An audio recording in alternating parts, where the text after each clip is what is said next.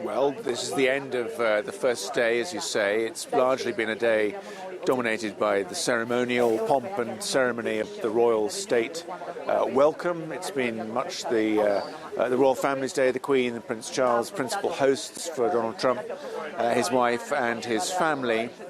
What is happening now inside Buckingham Palace is the state banquet is getting underway. It's the set-piece dinner at the end of this first day. We've seen the Trump helicopters arriving. We're assuming that he's now inside the building, and 170 guests in the royal family and senior political figures will be starting that fairly soon. We're expecting two speeches, one from the President himself and one from the Queen, to get that meal underway. So it'll be very interesting to hear what he says. We understand from his tweeting that he feels that today has gone very well. I guess it's been the least contentious of the days, very much focused on pomp and pageantry. Earlier he arrived during the day at Buckingham Palace. He was given an honour guard. Prince Charles and Camilla, the Duchess of Cornwall, welcomed him. Then he went to Westminster Abbey to pay tribute to the tomb of the unknown soldier. Then he had tea with Prince Charles and the Duchess of Cornwall at a nearby palace just over there. So it's been full of royal welcome, full of pomp and glamour, just the kind of thing that he likes.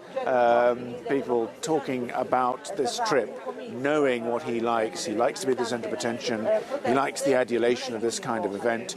And according to his Twitter feed, he thinks today has gone very well. There is a small demonstration. It's about 150 people over there. It's thinned out a bit in the last few minutes, trying to make their opposition to this visit known. But I would imagine that those inside can't really hear. We might get more demonstrations and more noise tomorrow when a slightly more political day takes place with meetings with Prime Minister Theresa May and business leaders.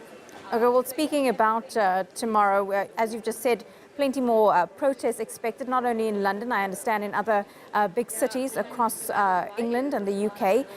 But the meeting with Theresa May, are we expecting it to be slightly awkward, considering what he said about Brexit and also his seemingly backing Boris Johnson to take over her job?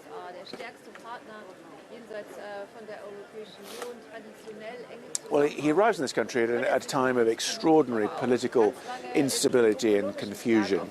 We're in the middle of this ongoing Brexit saga.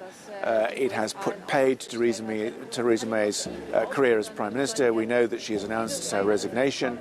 She stays in post until one of her successors is elected to take over the Conservative Party and the top job, number 10 Downing Street.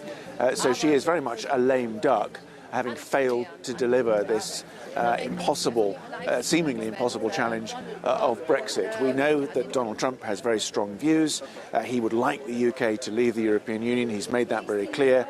He was here last summer and he made some very bold statements about how he would have negotiated such a deal. And you're right, in several newspaper interviews in the recent days, he has broken diplomatic protocol, if you like, by suggesting that he would support the bid of Boris Johnson, who clearly wants to take over Theresa May's job, saying that he was a great guy and he could do business with him. He also voiced support for Nigel Farage and said that Nigel Farage should be given a role in the ongoing Brexit negotiations. So typical Trump, shooting from the hip, causing all sorts of diplomatic ripples. On Tuesday, he and Theresa May will meet in 10 Downing Street. We know that Brexit will come up. We know that the British, if they ever manage to get out of the European Union, do want a much closer trading relationship with the United States. That's something that I think will certainly come up tomorrow. There was a joint press conference, Theresa May and Donald Trump at Downing Street tomorrow. I think here, his aides and his hosts are nervous about the kind of statements, the kind of bold proclamations that the President of the United States may make at that press conference.